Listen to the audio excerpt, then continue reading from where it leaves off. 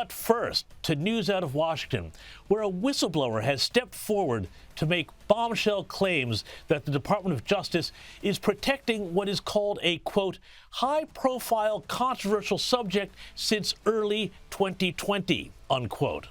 Now, according to a letter from the whistleblower's lawyer, this individual, who has been described in media reports as a decorated supervisory IRS agent familiar with complex tax fraud matters, has information that could, quote, contradict sworn testimony by a senior political appointee, involve failure to mitigate clear conflicts of interest in the ultimate disposition of a case, and detail examples of preferential treatment and politics improperly infecting decisions and protocols that would normally be followed if the subject were not politically connected, unquote. Big stuff, big allegations. Now, you don't have to be Sherlock Holmes to figure out who the special person of interest in all of this is.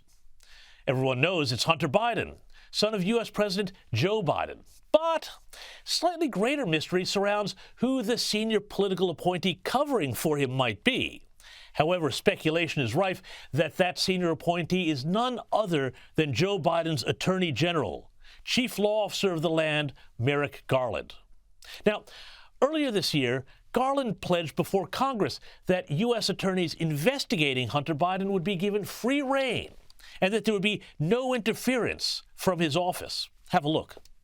The U.S. Attorney in Delaware has been advised that he has full authority to make those kind of referrals that you're talking about, or to bring cases in other jurisdictions if he feels it's necessary.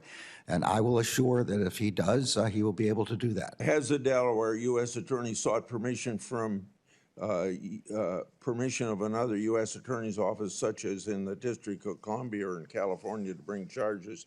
If so, was it denied?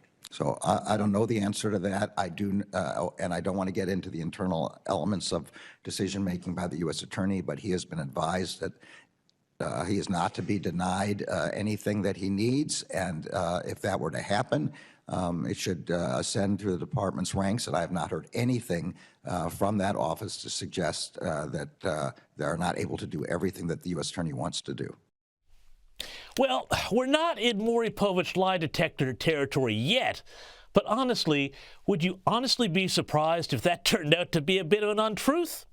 John Solomon at the Just the News website has dug deeper. Now, he reports that the disclosures are focused primarily on improper politicization of the case at the Justice Department and FBI headquarters rather than at the IRS or Treasury Department.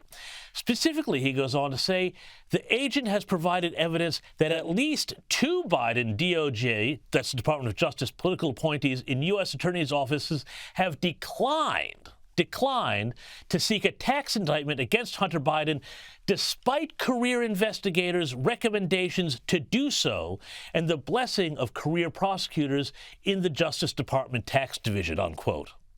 In other words, Biden's appointees have been protecting Biden's son. This is, if it is proven, the stuff of corrupt third world nations and the last days of Rome.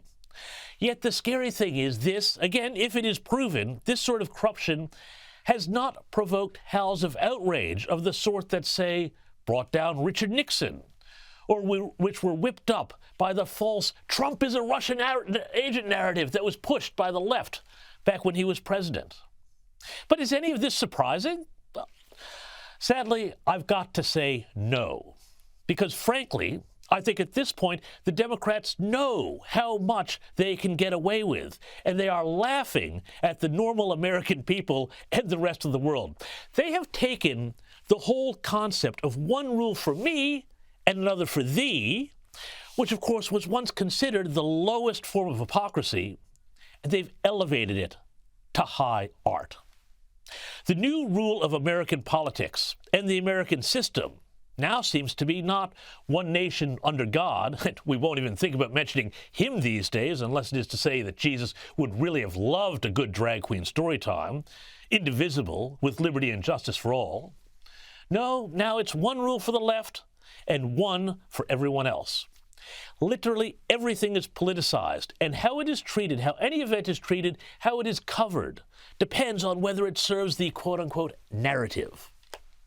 Remember that horrible school shooting in Nashville the other week, committed by a transgender shooter? Well, in the wake of that, there was a huge protest, none dare call it an insurrection, at the Tennessee state capitol. Democrats protesting for gun rights and trans rights and the like. They became the heroes. And the victims of the shooter? Forgotten. Here's White House spokeswoman Karine Jean-Pierre. So Monday, you're going to have 3 of the lawmakers who protested peacefully protested after the Nashville Covenant School shooting. Have any of the victims or the victims' families been invited to the White House? I don't have anything to read out to you about any invite. Why? I just don't have anything at this time to read out to you any invite. What I can say to you right now is that the president is focused on getting things done. That's right. I mean, the victims went to a Christian school, so forget them. You know, the right-wingers, deplorables. Then there's John Fetterman, remember? The guy who the Democrats put in to win Pennsylvania for a Senate seat, narrowly beating Mehmet Oz. You know, the guy who sadly suffered a stroke before the race and demonstrated real cognitive difficulties on the campaign trail. Well, he's back on Capitol Hill after a 2-month hospitalization. And, well, everything's fine, as you can see by his performance chairing a Senate subcommittee. And I will work in this Farm Bill to modernize SNAP to work to recipients in the 21st century. I look forward to hearing from you your witness on this nutrition assistance on the Farm Bill, and I will now turn to Senator Braun for any opening comments that he would like to make.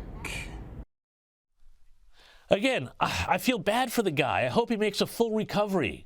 But I also feel bad for his constituents who were told that to ask any questions about his fitness to serve was to be an ableist bigot or something like that. And with all these disparate stories, Biden appointees covering up for Biden corruption, school shooting victims sacrificed a second time on the altar of the narrative, John Fetterman paraded by the Democrats as if daring people to say something, the message is the same. They take everyone else for fools, but you know what? There's an election next year. Let's see how that goes for them, eh?